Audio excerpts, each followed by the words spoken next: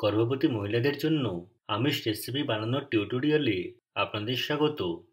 এই টিউটোরিয়ালে আমরা শিখব আমিষ জাতীয় খাবারের গুরুত্ব এবং গর্ভবতী মহিলাদের জন্য বিভিন্ন আমিষ রেসিপি। প্রথমে জেনে নিই যে বিভিন্ন আমিষ জাতীয় খাবারের গুরুত্ব। আমিষ জাতীয় খাবার যেমন চিকেন, মাংস, চিংড়ি, কলিজা এগুলি জিঙ্ক, কোলিন, আয়রন এবং ক্যালসিয়াম সমৃদ্ধ। এই পৌষ্টিক তত্ত্ব ভ্রূণের বৃদ্ধি এবং বিকাশের জন্য অপরিহার্য। এগুলি শিশুর মস্তিষ্কের বিকাশে এবং মায়ের স্বাস্থ্য বজায় রাখতে সহায়তা করে। এই পুষ্টি পেতে হলে গর্ভাবস্থায় আমিষ জাতীয় খাবার খেতে হবে। এখন আমরা কয়েকটি আমিষ রেসিপি দেখব। আমাদের প্রথম রেসিপি দিয়ে শুরু করি, কেরালা স্টাইলের ডিমের কারি।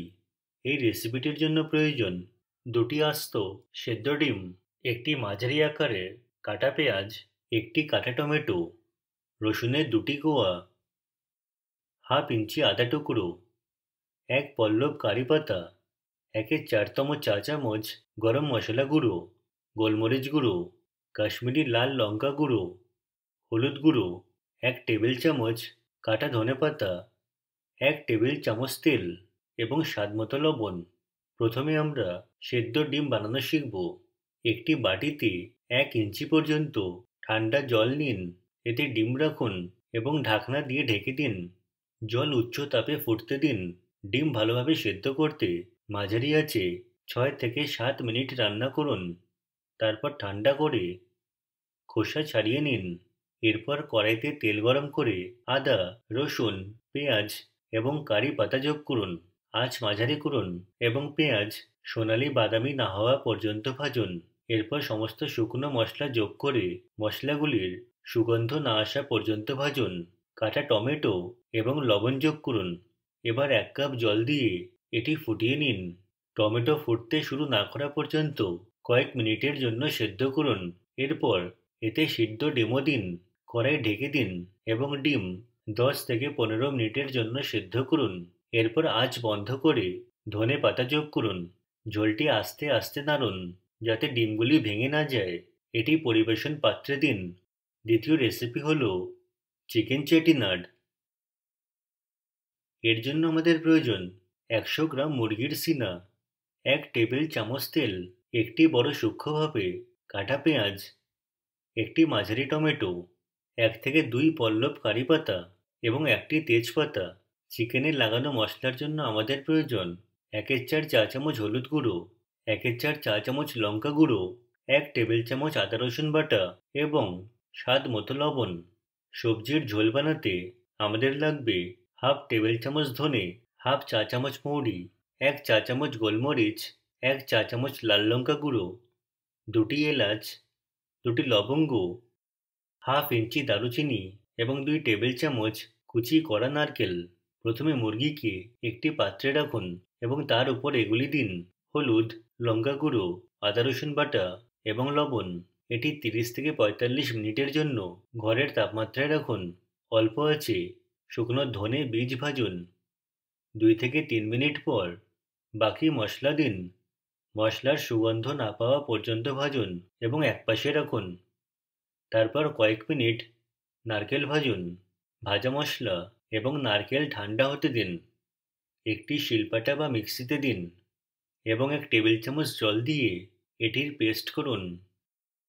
এই পেস্টটি আলাদা রেখে ব্লেন্ডারে টমেটোর পিউরি বানান।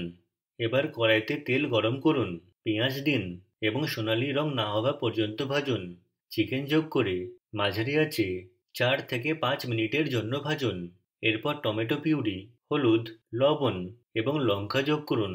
ভালো করে মেশান যতক্ষণ তেল আলাদা না হয়। এরপর পেষানো মশলা এবং কারি পাতা যোগ করুন। এটি 2 থেকে 3 মিনিটের জন্য ভাজুন। 1/4 কাপ জল ঢালুন এবং ঢাকনা বন্ধ করে মুরগির মাংস নরম না হওয়া পর্যন্ত রান্না করুন। ঝোল ঘন না হওয়া পর্যন্ত সেদ্ধ হতে দিন। এরপর কারি পাতা দিয়ে সাজিয়ে পরিবেশন করুন। এই রেসিপিটি নিম্ন যে কোনো একটি ব্যবহার করে বানানো যেতে পারে: মাটন, কলিজা, চিংড়ি বা মাছ। এবার তৃতীয় রেসিপি দেখে নেই, চিকেনের কলিজার সুক্কা কারি। এই রেসিপির জন্য প্রয়োজন 100 গ্রাম মুরগির কলিজা, একটি সূক্ষ্মভাবে কাটা পেঁয়াজ, একটি কাটা টমেটো, রসুনের 6টি কোয়া, 1/4 ইঞ্চি আদার টুকরো, 2 টেবিল চামচ সূক্ষ্মভাবে কাটা ধনেপাতা, 1 টেবিল চামচ তেল, স্বাদমতো লবণ এবং 1 টেবিল চামচ লেবুর রস।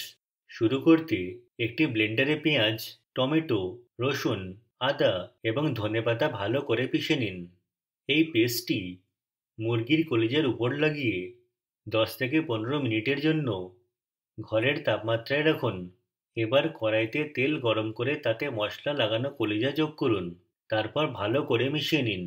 1/4 কাপ জল যোগ করুন এবং 10 মিনিটের জন্য কম আঁচে রান্না করুন। এরপর আঁচ বাড়িয়ে ভালো করে রান্না করুন। ভালোভাবে সেদ্ধ হয়ে গেলে আঁচ বন্ধ করে দিন। ঠান্ডা হলে লেবুর রস যোগ করুন এবং ধুয়ে কাটা ধনেপাতা দিয়ে সাজিয়ে পরিবেশন করুন। এই রেসিপিটির জন্য মাটনের কলিজাও ব্যবহার করতে পারেন। পরবর্তী রেসিপি হলো পালকের তরকারিতে মাছ।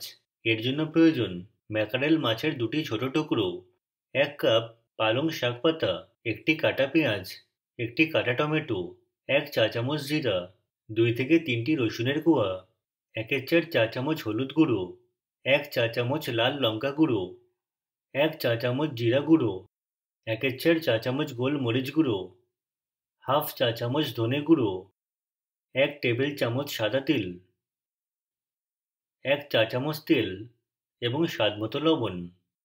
প্রথমে ম্যাকারেল ধুয়ে 2 ভাগে কেটে আলাদা করে রাখুন। একটি কড়াইতে তেল গরম করে জিরা দিন। তারপর পালং পাতা যোগ করুন এবং 1 মিনিটের জন্য রান্না করে ঠান্ডা হতে দিন। মিক্সিতে পালং শাক, টমেটো এবং তিল যোগ করে একটি পিউরি বানান। কড়াইতে তেল গরম করে পেঁয়াজ কুচি দিন। পেঁয়াজ গোলাপি হয়ে গেলে কাটা রসুন দিন এবং বাদামি হওয়া পর্যন্ত ভাজুন। সব শুকনো মশলা যোগ করুন এবং মশলার সুগন্ধ না পাওয়া পর্যন্ত ভাজুন। এবার পালং শাকের পিউরি যোগ করে কয়েক মিনিট রান্না করুন।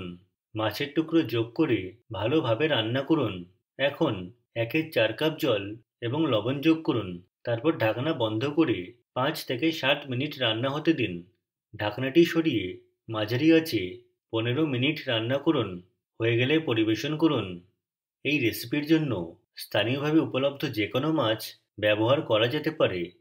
সবশেষে আমরা মিটবল কারি বানানো শিখব। এই রেসিপিটির জন্য প্রয়োজন 100 গ্রাম মাংসের কিমা, একটি সূক্ষ্মভাবে কাটা পেঁয়াজ, একটি কাটা টমেটো, হাফ টেবিল চামচ আদা পেস্ট, 1 টেবিল চামচ রসুন বাটা, 1 টেবিল চামচ গরম মশলা, হাফ কাপ ধনেপাতা এবং স্বাদ মতো লবণ। সবজির জন্য প্রয়োজন 1 টেবিল চামচ তেল, একটি সূক্ষ্মভাবে কাটা পেঁয়াজ, 1 টেবিল চামচ রসুন বাটা, হাফ টেবিল চামচ আদা পেস্ট, হাফ চা চামচ জিরা গুঁড়ো, 1/4 চা চামচ হলুদ গুঁড়ো, হাফ চা চামচ লঙ্কা গুঁড়ো, গরম মশলা এবং ধনে গুঁড়ো, একটি বড় কাটা টমেটো এবং স্বাদমতো লবণ। কিমা মাংস ভালোভাবে ধুয়ে জল বের করতে একটি মসলিন কাপড়ে চিপে নিন। একটি পাত্রে মাংসের কিমা এবং কাটা পেঁয়াজ মিশিয়ে নিন। এতে আদা রসুন বাটা, গরম মশলা, ধনেপাতা এবং লবণ দিন। এটি 6টি সমান ভাগে ভাগ করে বলের আকার দিন। কড়াইতে তেল গরম করে বাকি কাটা পেঁয়াজ দিন।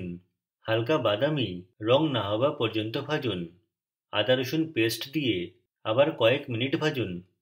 এতে সব গুঁড়ো মশলা যোগ করুন।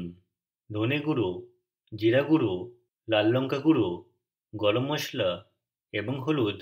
এবার এটিকে 2 থেকে 3 মিনিট ভাজুন। টমেটো যোগ করে 2 থেকে 3 মিনিট ভাজুন। মশলায় হাফ কাপ জল এবং লবণ যোগ করুন।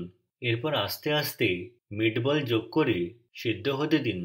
5 মিনিট পর আস্তে আস্তে নাড়ুন এবং মিটবলগুলি আবার রান্না করুন। এরপর গরম গরম পরিবেশন করুন।